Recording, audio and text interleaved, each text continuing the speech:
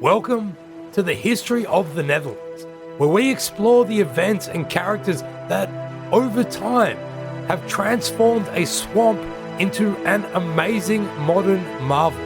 Episode 13, The Brewer of Ghent. Hello and welcome to another episode of History of the Netherlands. We are sure that many of you listening out there have been wondering over the last month or so, when is this guy going to start talking about Belgium again? Well, rest easy, folks, because today we are going to talk about Belgium again. We last left our Flemish cousins after they had incomprehensibly defeated the cream of the French nobility at the Battle of the Golden Spurs, an event deemed so improbable that even the Pope was woken up so his mind too could be blown by the news. If you can recall episode 10 when we covered this, Flanders, which relied on English wool to make the cloth which was so important to its economy, had been put under direct rule by the French crown after the Count, Guy of Dampierre, had sought to throw off the French and seek alliance with the English. When a French army marched into Bruges, a weaver and a butcher had led an uprising and murdered all of the Francophiles in the city, leading to the battle in front of the walls of Kortrijk that resulted in a bunch of dead French nobles lying in the bloody bogland of Flanders. Although they had suffered catastrophic losses during the battle, the French were not finished. Still more battles were waged, trying to decide the balance of power between the Flemish counts, the urban patriciates in various cities, the workers, especially those in the cloth industry, and then of course the French king and the English king. Guy of Dampierre, the Count of Flanders, had been imprisoned by the French king by the time the Battle of the Golden Spurs was waged in 1302.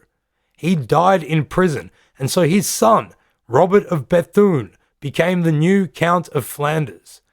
In June 1305, he and the French king agreed to the Treaty of Athis-sur-Orge, which, from a Flemish point of view, was positively Versailles-esque in how it made them responsible for the conflict, despite the fact that they hadn't really lost it militarily.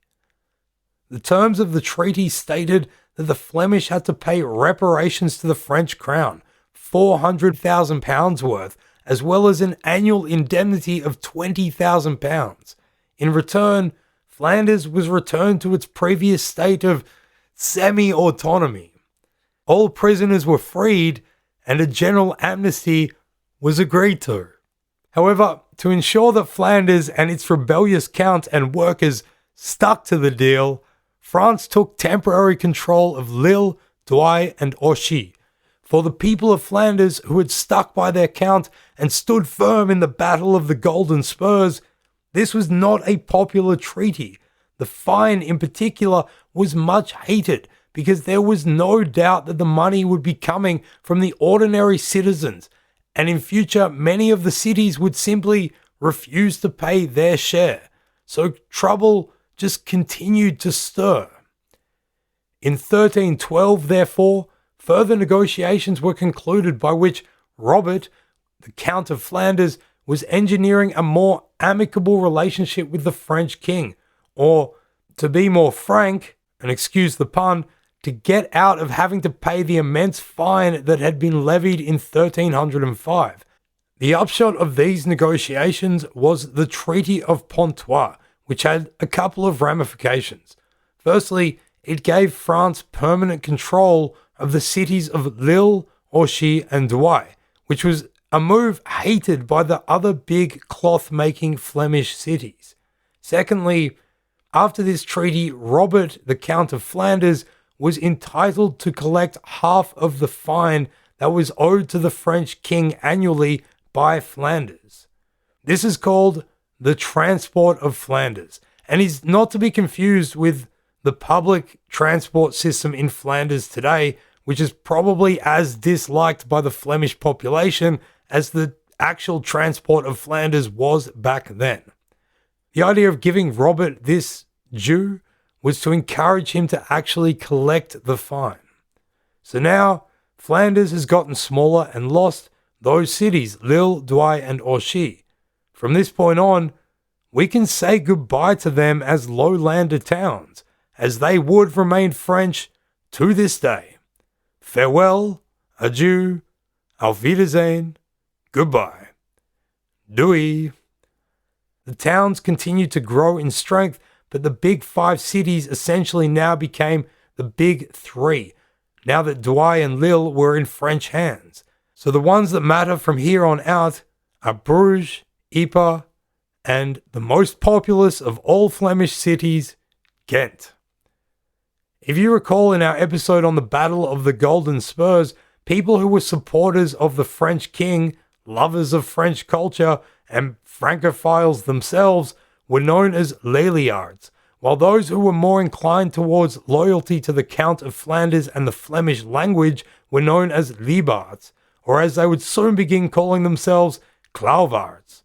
Well, after the Treaty of Artis-sur-Orge, many Leliards made their way back into the towns from which they had been exiled. William de Braque, in his book A Plague of Insurrection, says, quote, Leliard nobles and patricians returned in force, arrogantly demanding subsidies for every penny they had lost during the war. End quote. Before the Battle of the Golden Spurs, the cities had been run by the urban patriciate, whose interest was keeping themselves in power, but who now had to deal with the growing power of the guilds, as well as infernal encroachments onto their influence by nouveau riche trying to break into their ranks. Of the guilds, there were many different kinds, but in general, the 2 largest were the fullers, those who stepped on cloth in buckets of urine, and the people who largely employed them, the weavers. Although these were both craft guilds, they were also often at war with each other over working rights and pay. Then there were also land-owning burghers, those urban elite who were called porters. The status of members of these different groups varied according to the different cities. In Bruges, porters had the largest sphere of influence. In a magistracy of 28 seats, they filled 9 of them. However, the population there was divided, largely along guild and trade lines, into 9 sections, and the remaining 19 seats saw varying degrees of representation of each section. Ypres' magistracy was a power-sharing structure between the guilds and the porters, which relied on the fullers and the weavers getting along. In Ghent, how the fullers and the weavers got along, or didn't, often had direct ramifications on the ebb and flow of power within that town's administration. There were 5,100 members of the Weavers Guild and 3,400 from that of the Fullers. Weavers did tend to dominate more often in Ghent due to their larger numbers and their elevated role within the production of cloth, and the city's governance was split between them, the other smaller guilds, and the porters, who, even though they only had 2 seats on the magistracy, received higher value representation. You can imagine the immense feeling of anger that ordinary people living in one of these towns must have felt about the circumstances that they began to find themselves in coming out of such a protracted period of warfare. They'd attested that they had to pay the fine levied on Flanders following the negotiations between the Flemish Count and the French King, but at the same time, war had badly disrupted the trade upon which they relied, and so the end of hostilities at least meant that the Flemish people could try to get back to the one thing most of them could agree was good: making money. The cloth workers in the towns needed to work so they could feed themselves and their families, and the merchants wanted the international trade, which had been scared away by the fighting, to return. When, in 1319, Count Robert made a move to try and get Lille back from the French by marching into it, the workers' militia of Ghent refused to join him, and there was little he could do about it. Simply put, in the cities, the fullers, weavers, and other craft guilds had acquired too much power and were now officially part of the decision-making process within town councils. This was one of the biggest impacts of the warfare that had now ravaged Flanders for the previous 4 decades, commoners there now had power, and they had got there by joining forces. For farmers and workers in the countryside, an example had been set to show them that they need not merely be humble peasants obedient to their feudal lord. In the countryside too, these commoners began to form their own organized groups and to mobilize and fight for their own interests. With city guilds being given rights to the countryside around their towns, this greatly irked these groups of countryside peasants, and so here was another point where conflict and violence would erupt. In 1320, Robert of Bethune went to Paris to try and patch things up with the French king for good. He did the whole, "Here, why don't you marry your daughter to my grandson" thing, and agreed to name said grandson Louis as his heir in Flanders. This meant that when Robert shook off his mortal coil in 1322, Louis, who was also the count of the French counties Nevers and Rethel by virtue of his parents, became the new Flemish count. Louis of Nevers was still fairly young when he inherited Flanders, and the transition of power from an old count to a new count often gave the other bodies of power in Flanders a chance to try and strengthen their own positions. The main centres of political power were in the towns, all those Leliards, Liebards, the patricians, workers' guilds, landowners, etc. Essentially, Flanders was taken over by the people ruling the three cities, Ypres, Bruges, and Ghent. Varyingly, they began to dominate the areas outside of their walls and created legislation to protect their textile industries at the expense of the surrounding countryside. As stated by Blom and Lamberts in History of the Low Countries, quote, "If their laws were not obeyed, they sent militias to destroy the looms and fuller tubs of their opponents." End quote. Imagine a bunch of angry citizens storming out of a town armed with pikes and goedendags, kicking over and smashing tubs of urine which you, an uppity fuller peasant, had been busy collecting in order to full your own cloth outside of the guild. That's actually taking the piss, if you ask me. But the towns were becoming fat off the profits and wanted to protect themselves. Around 1325, the annual ordinary revenue of Ghent surpassed that of the Count of Flanders.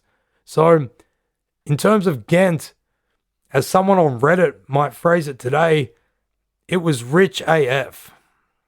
The violence of the previous 20 to 40 years, from the point of view of most in Flanders, had been about protecting the textile industry and the relative autonomy that stemmed from the wealth it created. And the Counts of Flanders had normally been on the same side as the Flemish people against the French monarch. But the new Count, Louis of Nevers, was a French lover. As opposed to his great-grandfather Guy of Dampierre and his grandfather Robert of Bethune, Louis had been raised at the French court. He was even married to a French princess. He was essentially a stranger in Flanders, had no experience, was very young, and had been thrust into a position which even the most hardened and savvy of politicians would have had trouble dealing with. Louis, when offered a chance at first glance, did not take a fully pro-France stance in this political dance of war and arranged romance. He actually gave up his Dampierre Lines claim against those infernal Avens for the county of Zeeland. That ended a family feud over the territory that had been raging since the 1240s. He also began to issue greater liberties to Ypres and Bruges, allowing them monopolies on the cloth trade in their local areas.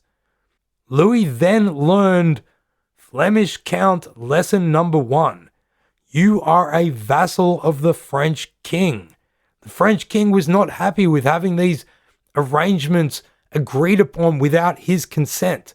He ordered Louis to Paris, where he imprisoned him briefly at the end of 1322. To be fair, this earned Louis a star for doing something very typical of Flemish counts, being put in prison by the French king. But he got out by issuing the gravest of apologies, adulations, and homage to his liege lord. From now on, the reputation of Louis in Flanders would be as a French pawn. and rather have the reputation of a French prawn if you ask me, en crevette, cooked in butter and garlic and served with a glass of Picpoul de Pinet. Oh, lekker.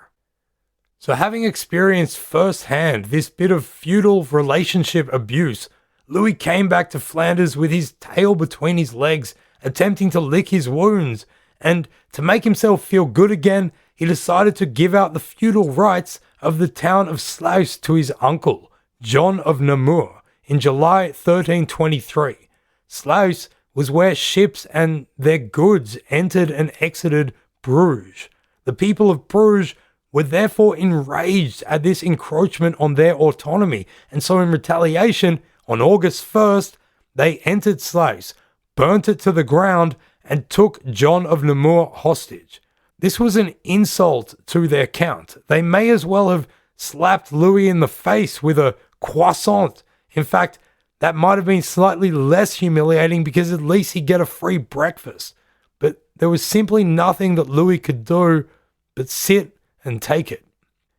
Louis went about trying to enforce the collection of the transport of Flanders, those taxes that had been stipulated by the Treaty of Pontoise. He was now very broadly offside, not only with the people living in the cities, but also with those in the countryside, who didn't have the benefit of large walls behind which they could stand and thumb their noses at the Count's tax collectors. Around October 1323, a peasant farmers' uprising erupted in Flanders in protest of the planned taxes. The Count was in France at the time, likely choosing which foie gras he was going to smear on his baguette.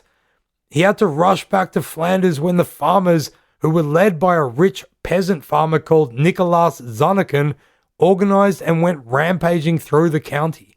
They took Newport, Furnes, and Ypres. For the next 5 years, led by Zanneken, they dominated Flemish internal affairs, often enforcing their rule by violence in towns and cities. It was such a big deal that the Pope was even called upon by the French king and duly excommunicated all of the rebels, which was a terrifying thing for every Christian who lived in Western Europe at this time. That the rebels continued and went against the ecclesiastical influences around them showed how determined they were.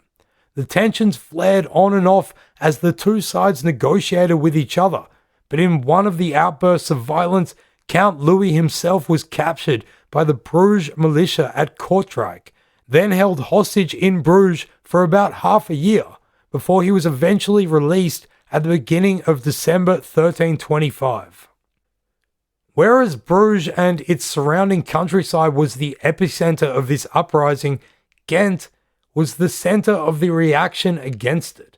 Many of the burghers and nobles who fled from the wrath of the rebels ended up in Ghent, and the patricians there managed to keep the town out of the fray up until 1325, when the weavers in Ghent also rose up. This flare-up, however, was quelled, and 600 of the instigators were fined heavily for their role in it and then exiled from Ghent for life. The duty of collecting these payments was given to a rich broker called Jacob van Artevelde. Remember his name, Jacob van Artevelde, as history will not forget it. After another lull in hostilities, the rebellion flared up again in 1328.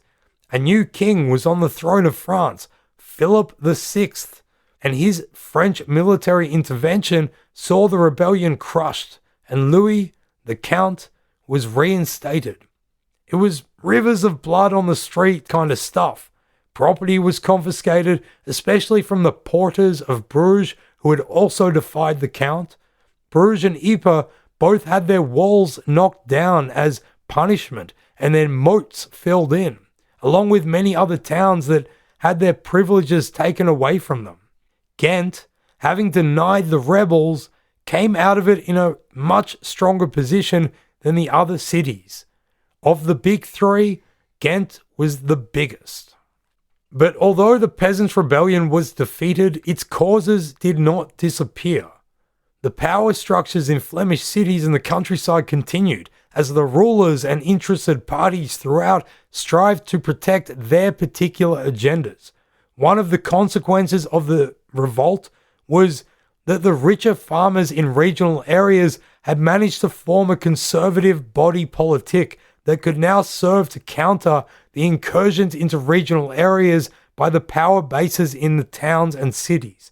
By the end of the 14th century, the so-called Franc of Bruges, which was the agricultural area outside of Bruges, would join the three big cities and become part of the so-called Four Members of Flanders. The coronation of this new French king, Philip VI, had actually been extremely controversial because the former king, his predecessor Charles IV, had died without a male heir, thus ending the Capetian dynasty, which had ruled since the end of the Carolingian dynasty some 350 years earlier. As we have seen multiple times throughout this series already, such power vacuums are perfect opportunities for royal families to go around stabbing each other in the back. Charles's widow had been pregnant at the time of his death, so nobody knew that there was going to be no male heir yet. They were all just sitting around wondering whether or not this child would be a boy or not. Now, according to Salic law, which went all the way back to the time of the Salian Franks, those early lowlander Franks who ended up taking over the whole joint, titles could only be passed from father to son. Philip, the Count of Valois, being the grandson of Philip III, was thus chosen by lawyers in Paris to be the regent of France in the interim. The King of England, however, Edward III, argued that since he was actually the closest male relative to the former French king, his mother being Charles IV's sister, he had a stronger claim to the crown. But Philip's supporters argued that the sister, Edward's mother, couldn't pass on a title which she herself had never had, being that she was a woman and could never have inherited it in the first place. When Charles's widow gave birth also to a daughter, Philip VI officially became the new King of France and kicked off the Valois dynasty, and the seeds of the 100 Years' War between England and France were sown, with Edward and Philip duking it out for control of France. These were uncertain, perilous, and soon to be very bad times. And speaking of bad times, which nobody wishes they had to live through, you're about to get an example of that in the form of an ad break. Thankfully, this one will not last for 100 years. See you on the other side.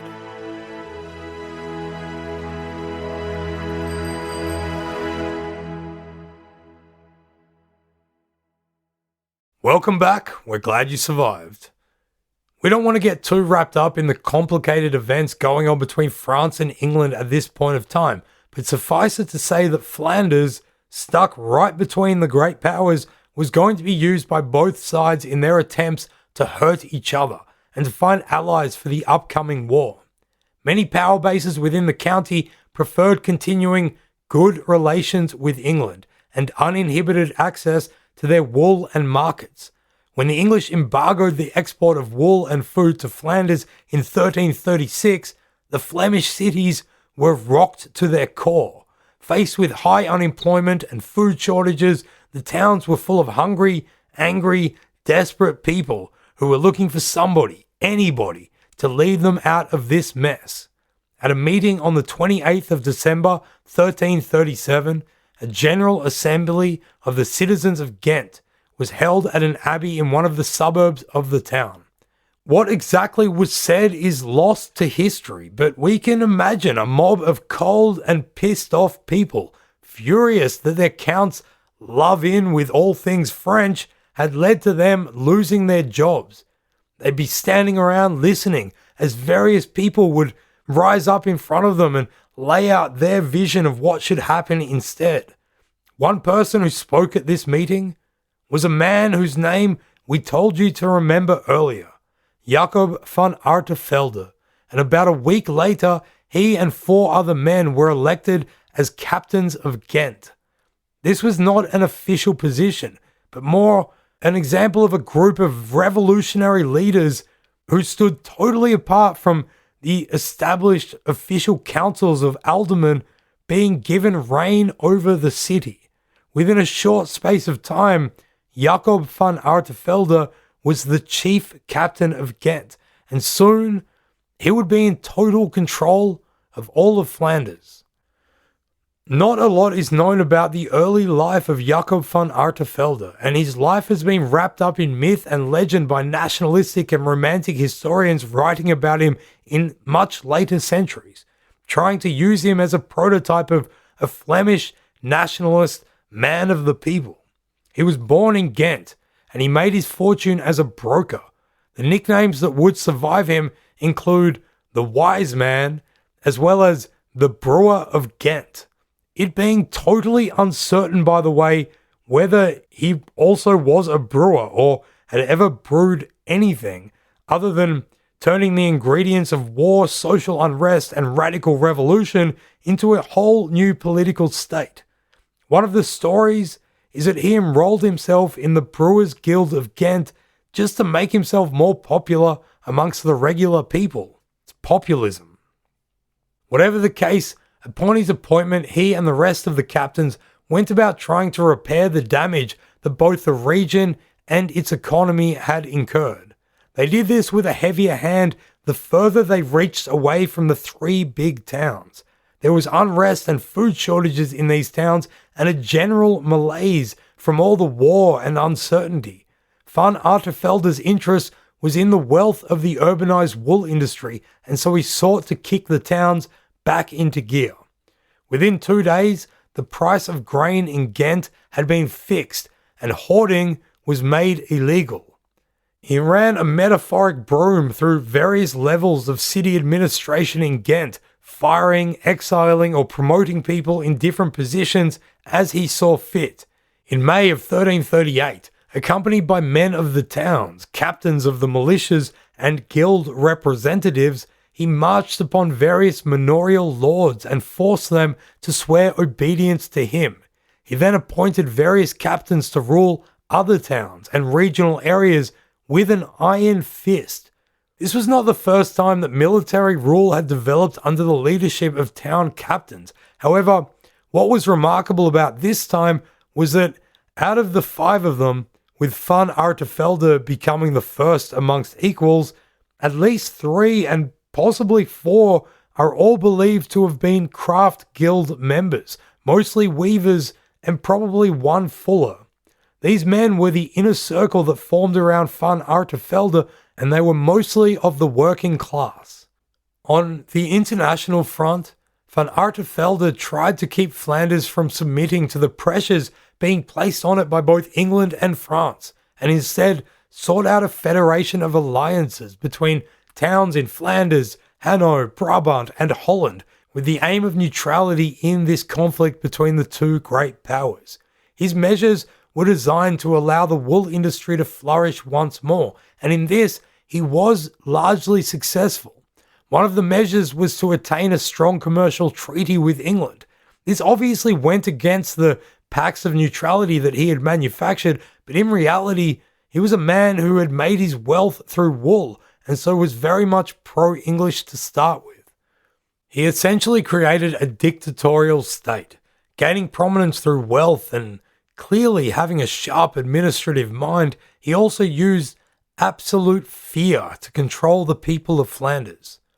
Jean Froissart, who was writing around the mid to late 1300s and who would have spoken to people who bore witness to the reign of Van Artevelde, described his manner of rule thus, quote, "There was none that durst disobey his commandment.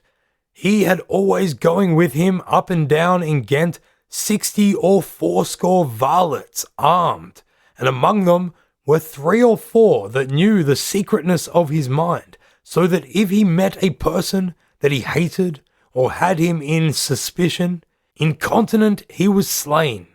For he had commanded his secret varlets that whensoever he met any person and made such a sign to them that incontinent they should slay him, whatsoever he were, without any words or reasoning, and by that means he made many to be slain, whereby he was so doubted that none dare speak against anything that he would have done, so that every man was glad to make him good cheer."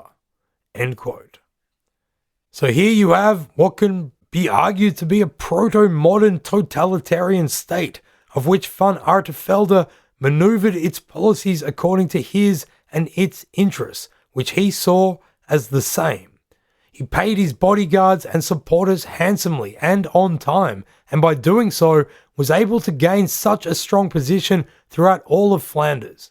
He also ejected anybody who he thought was loyal to Count Louis, taking an interesting approach by taking their land from them, keeping half of it for himself, but leaving the other half to their wives and children. He collected the revenues which were owed to the Count and used them to his own ends, not keeping accurate accounts of where the money was coming from or to where it was going. If he wanted money, he just demanded it. And would you say no to a guy with an army of people willing to kill you at a secret hand signal? In February 1339, Louis was forced to flee Flanders, and in his stead, his brother-in-law, a man named Simon de Mirabello, who was a Lombard banker and also a friend of Jacob van Artevelde, became the regent. Artevelde was now in practice the sole authority in Flanders. This is also the last time that we will see Count Louis of Nevers, who would end up dying in a very Francophilic way, fighting for the French king against the English at the Battle of Crécy in 1346. As we mentioned earlier, Artevelde's main priority was restarting the trade with England. He fostered great relations with the English king, Edward III, who sailed with his navy to dock at Sluis near Bruges. From there, he could conduct his war against the French. Froissart tells us how there were many meetings between Artevelde and the king and the various representatives of the cities. Through giving him loans, Artevelde was able to negotiate an end to the embargo on the export of wool from England to Flanders, as well as Edward's vow to take back the towns Flanders had lost to France over the previous century. Edward's main priority was to find allies to fight the French. Van Artevelde wanted to make Flanders just that, but he knew about the Flemish people. He knew that despite ruling them through this revolutionary regime, the Flemish still valued the oaths that they had sworn to the French crown, and they knew that they would suffer retributions from the church as well as shame and dishonor if they were to turn against their suzerain.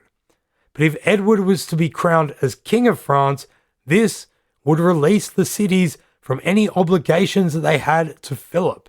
And so, on the 26th of January, 1340, Edward III entered Ghent, and in great pomp and circumstance, on a square called the Friday Market Square, representatives of the three cities of Flanders recognized Edward as their lord and as the true king of France. They then all presumably had a big party and feasted and drank a bunch of booze. And that, ladies and gentlemen, brings us to everybody's favorite segment. Bet you didn't know that was Dutch. That's right, the word booze comes from the Middle Dutch word boosen, which means to drink excessively.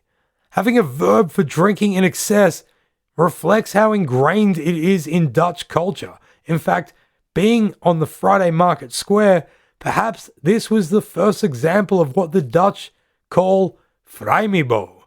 Vrijdag, Friday, middag, midday, borrel, drink. That's right, Friday midday drinking and booze. Bet you didn't know that was Dutch.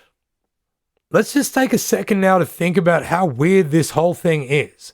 Within the space of almost exactly 2 years, this Jacob van Artevelde has gone from being a commoner, albeit a rich one, probably known only within Ghent, to someone in a position to negotiate on equal terms with the King of England, and then to arrange having him recognized as the King of France.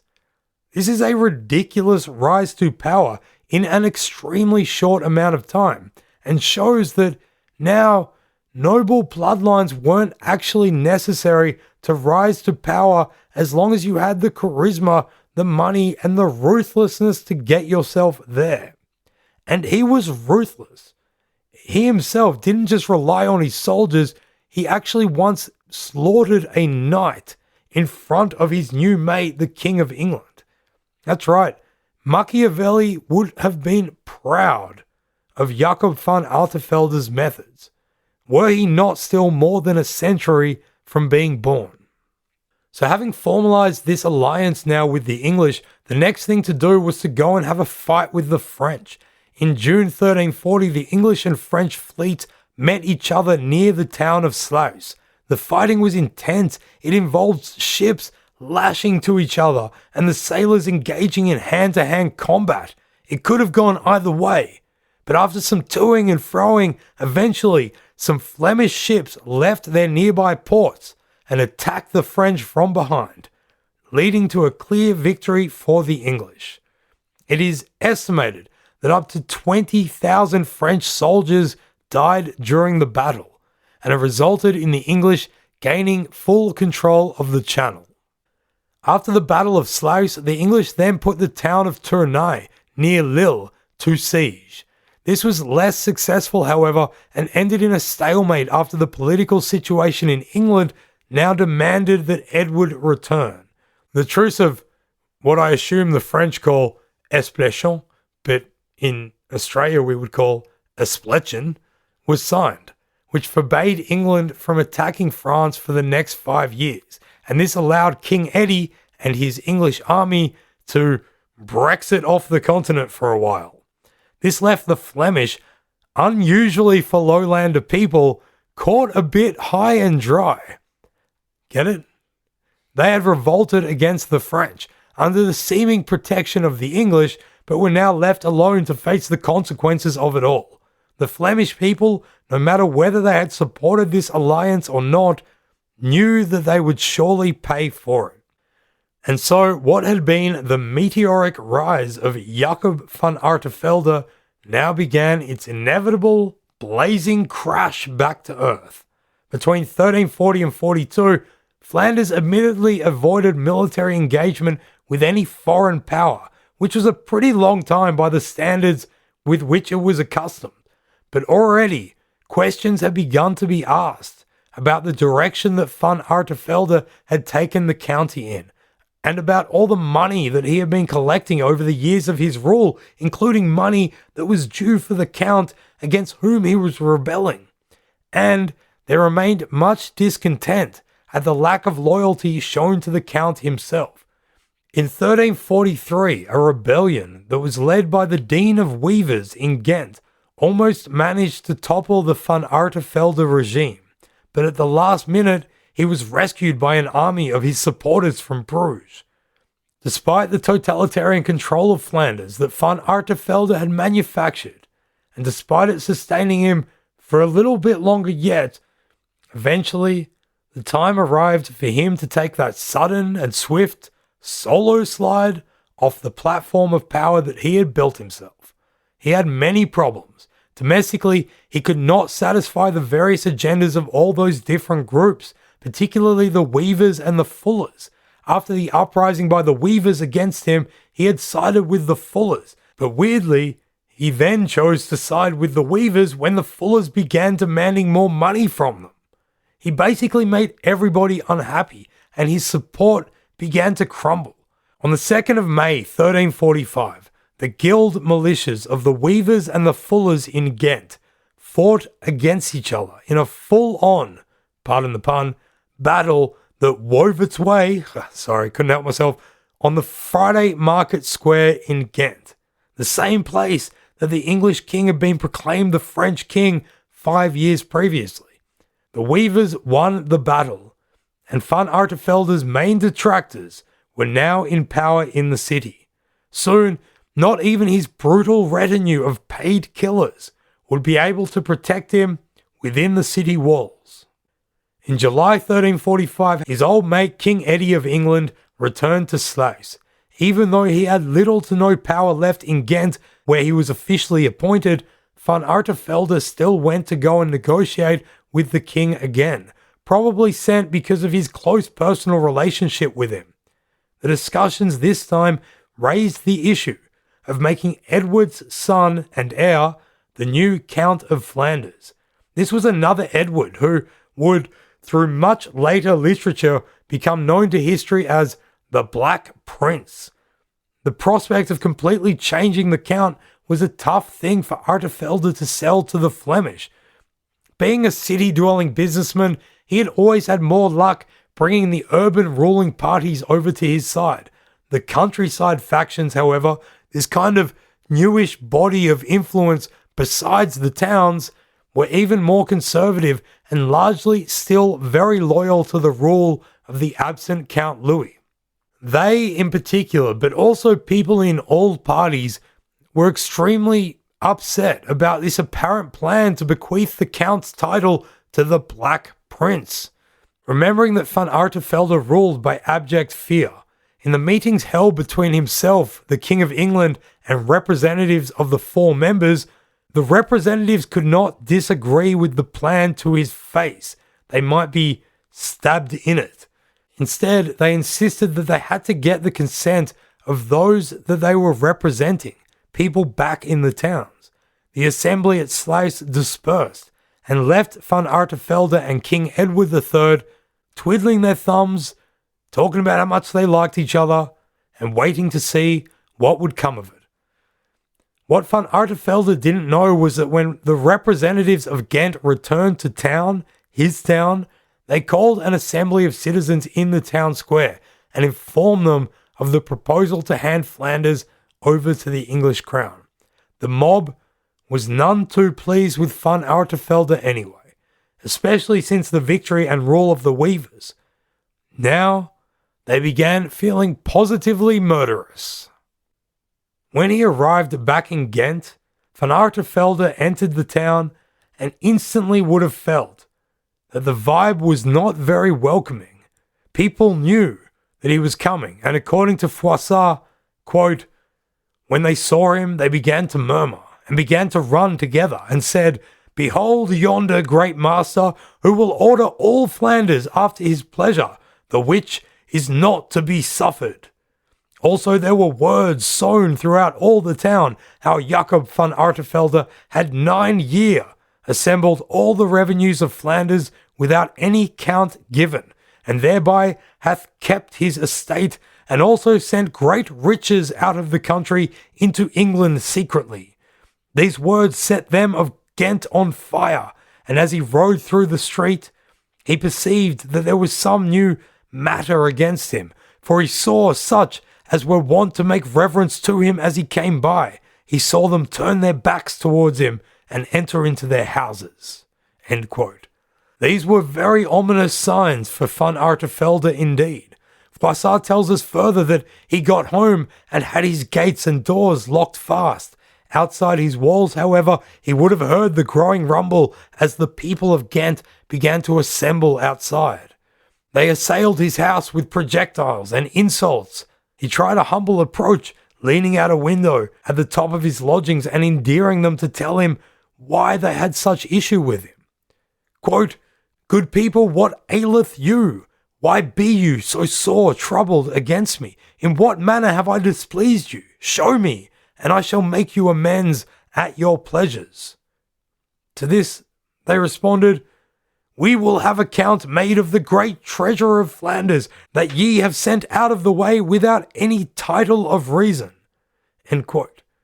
His control over the finances of Flanders had been governed by none but himself, and the people now wished a full audit of them. Van Artevelde promised them that if they would just go home and come back in the morning, he would provide them a full account of everything, and that they would be fully satisfied by it. The angry people of Ghent, however, were not going to buy it. They responded to this suggestion with a heartfelt and general, quote, "Nay, We will have account made incontinent. Ye shall not scape us so. We know for truth that ye have sent great riches into England without our knowledge, wherefore ye shall die." End quote.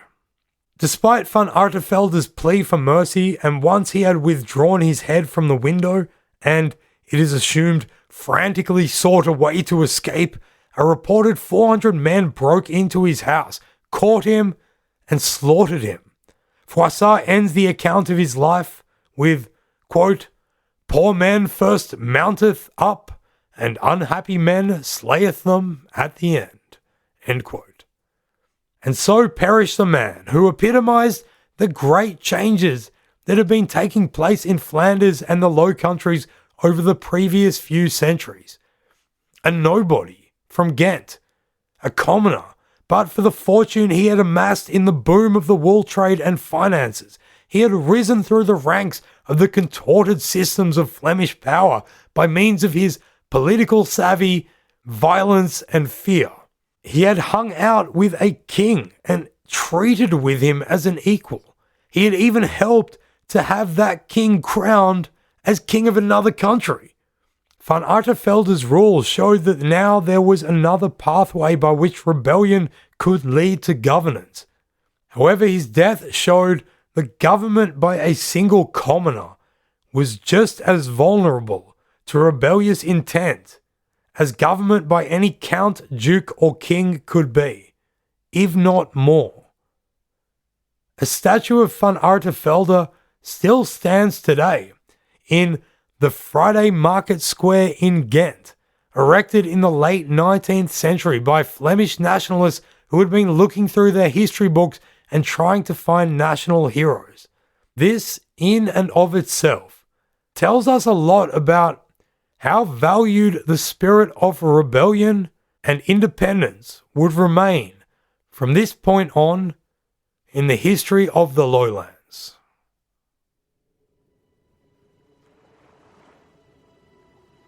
Thanks for listening to History of the Netherlands. You can get detailed show notes at our website, historyofthenetherlands.com. From there, you'll be able to find other podcasts and projects that we've created. This is a production of Republic of Amsterdam Radio.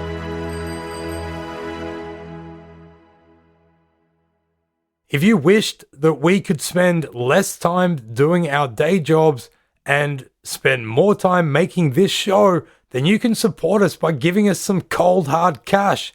We have a Patreon page, patreon.com/historyofthenetherlands. There you can pay $1 a show and you'll get an ad-free version of it, uploaded before it's available on the regular feed. We would like to thank Robert Ritchie, or as we like to call him, Glitzy Ritchie, and Mark van der Laan, the man from the lane who doesn't complain.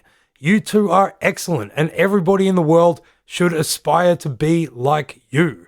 Thank you, Mark and Robert, as well as our other Patreon subscribers. Enjoy your absence of ads.